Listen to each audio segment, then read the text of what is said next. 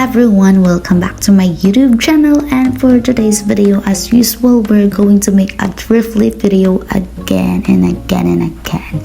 And this is the before photo, so without further ado, let's get started. And for the first step guys, below the armhole, we're going to mark it horizontally. Pasensya na yung may sumisilip na kamay dyan, no? Hindi nakita yung videographer ko na may kamay na siya. And then for the next steps is we're going to mark the lower part, measure 10 inches for the top and cut it. And pagpasensya nyo na guys kung ganito yung boses ko today because it's already 12 AM in the morning. Tulog na lahat kaya huwag masyado tayong maingay, ano. And then we're now going to cut at the center part of the back piece of our skirt.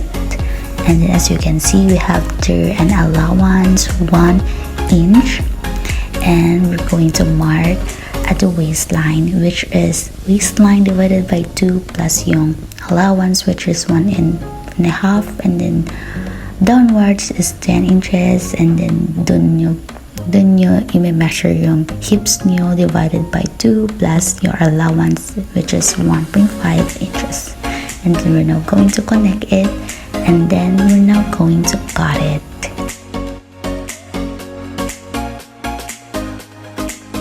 And for this skirt naman guys, is ipapatong lang natin yung back skirt natin, ganun.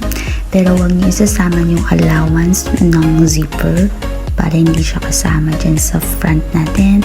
And then ito-trace lang natin ayan sa may side niya, and then ikakat na natin.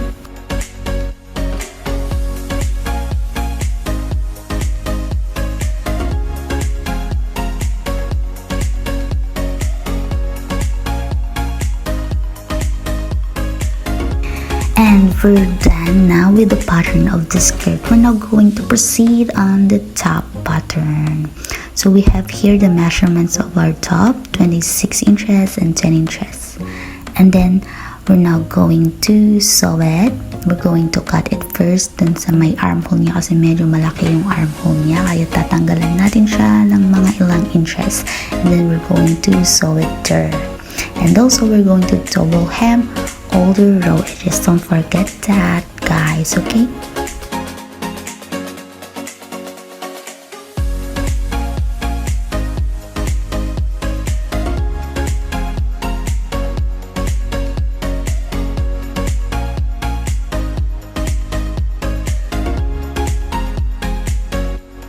And after making a tie, we're going to pin it at the wrong side of the top, which is dun natin gagamitin sa may center part niya ng ganan.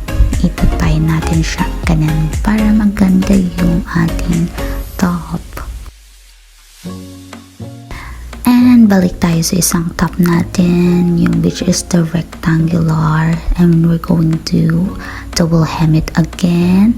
And then after double hemming it, we're going to wind some elastic thread at the bobbin, and we're going to put it there.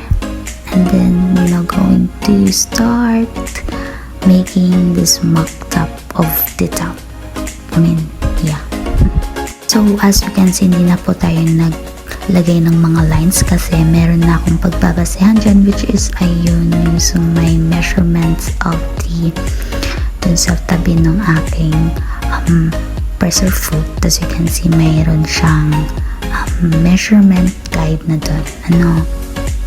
Kung wala naman yung measurement guide ng yung sewing machine, pwede naman kayong maglagay ng mga lines like that, as you can see. And then we're now going to remove some unnecessary elastic thread to finish the second top. And we have here now the finished product. Charan! We finished with this mock top. We're now going to proceed on the skirt one. So as usual, we're going to double hem the sides first. And then yeah, and since there's some stain on the skirt, I decided to make some slit out of it para matanggal yung stain niya, and we're going to cut it vertically or straight, okay? And then after nun, tatahiin ulit natin ng ganyan. I-double hem natin, and pagko-connectin natin ulit siya, and then ayan. i-open up lang natin yung seams niya. And charan, we're finished with this sleeve na. We're now going to proceed dun sa zipper naman tayo. For the zipper naman guys, ayan, uunahin natin tatahiin dun sa may pinakababa niya. Ano po?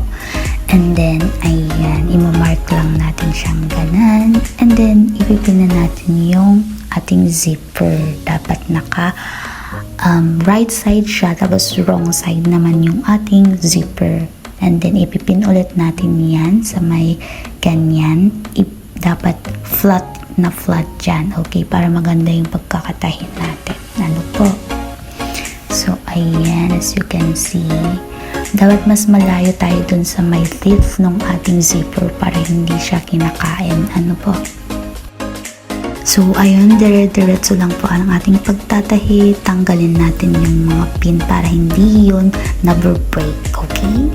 Hindi kaya namin nag-break na, char. Same procedure lang po dun sa kabila, ano po. So, ayun, tapos na natin yung zipper natin. Tanggalin natin yung unnecessary threads. Okay, ayan, as you can see, ang ganda-ganda ng pagkakalagay natin ng zipper. And then, we're now going to proceed dun sa may upper part niya, which is, ayan, dun sa may end ng zipper. Dun tayo the double hem, ano.